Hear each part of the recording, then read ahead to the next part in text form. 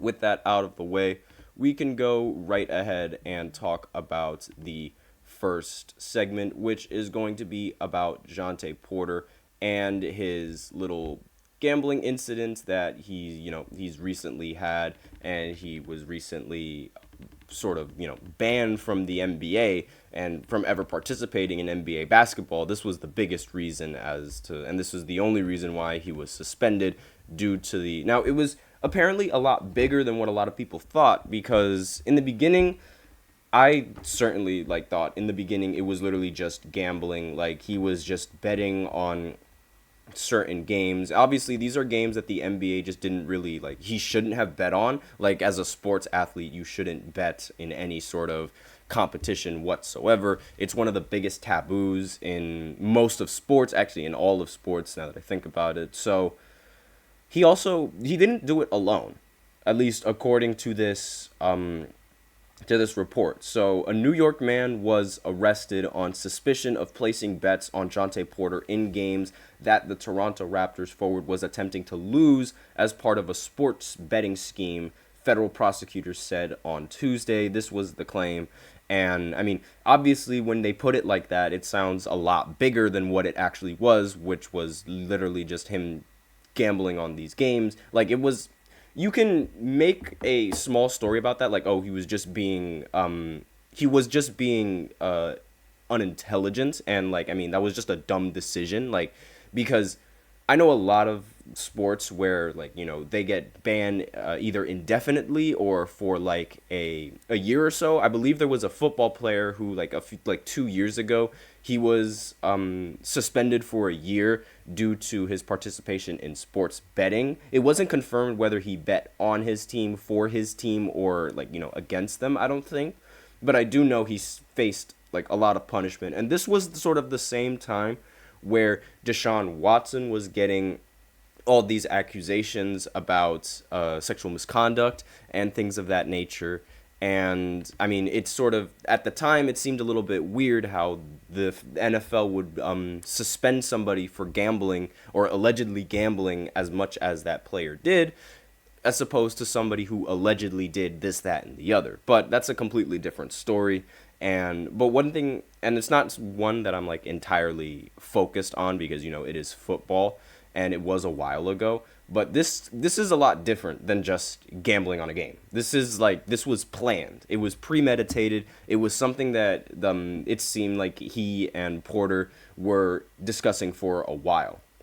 So, according to the report, I'm trying to look how to say his name. Long Phi Pham, or with an alias Bruce, I guess you could say. With Bruce is in quotes, so I have no idea if that's the name that he uses for the United States. I don't know what it is, but we'll just call him Bruce for now. He's a 38-year-old from Brooklyn. He was taken into custody on Monday after being stopped at JFK International Airport in New York, where he was about to take a one-way flight to Australia before authorities detained him and charged him with conspiring to defraud a sports betting company. That is a very huge accusation, and that is, I mean, the fact that it would warrant him leaving the country, essentially, because he was a one-way flight to Australia. It means, at least from my perspective, it sounds as if he knew what was coming to him, and he was just trying to get away as soon as possible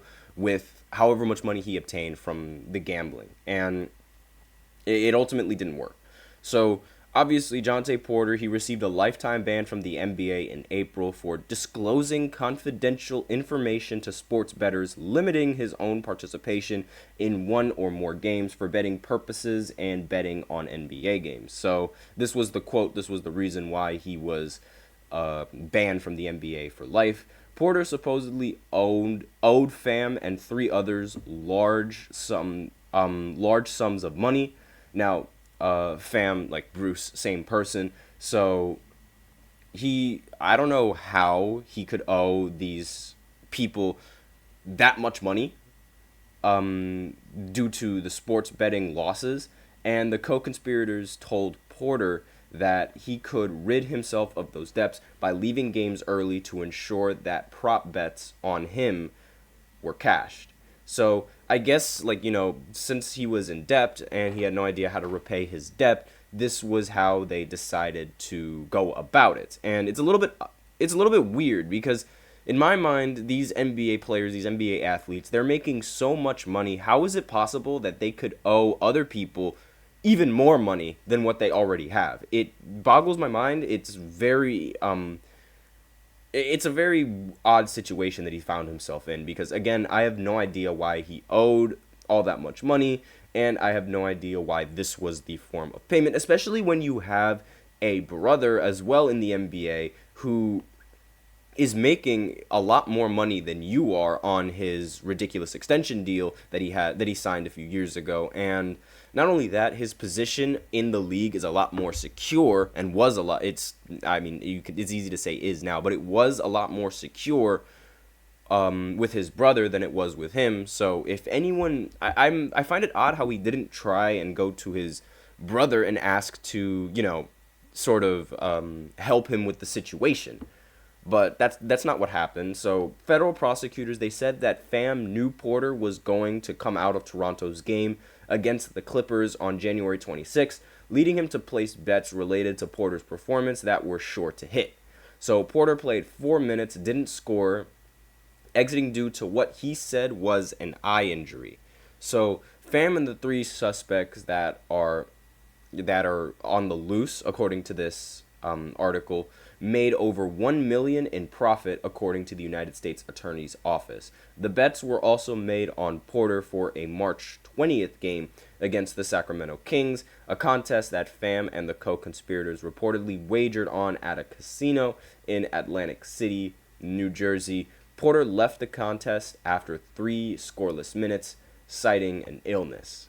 So obviously, this is a very peculiar situation that Jontay Porter found himself in, and they had a very peculiar way of going about it. So in a way, obviously, like, this is something that you should never do, but these guys, they seem to try to outwit the system, I guess you could say. Like, that's sort of what it feels like when reading the report and reading these accusations. That's what it seems like. I mean, because, again, trying to, as per what the article says, defraud a betting company, and, like, let me just go ahead and look at the report just to make sure that I said it properly. Yes, like, I mean, doing what he did is, like, defraud a sports betting company. That's a very, very, like, tough accusation,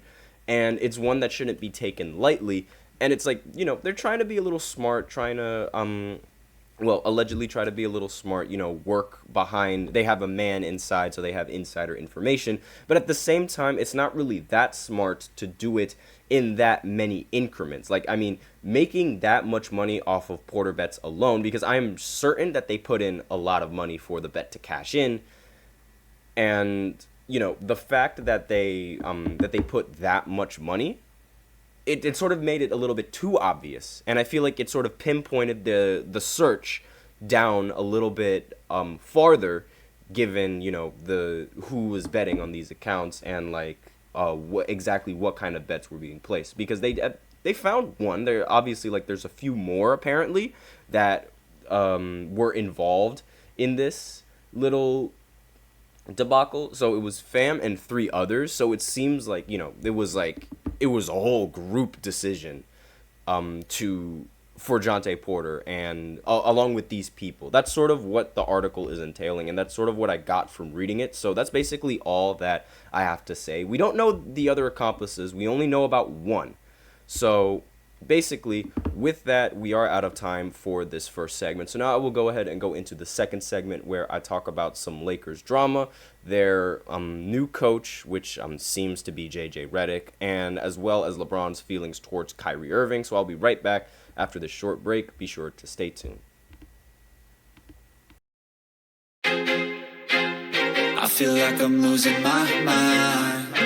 Is everybody in the world blind? Please, Lord, give me a sign, a sign. I feel like I'm losing my mind. Is everybody in the world blind?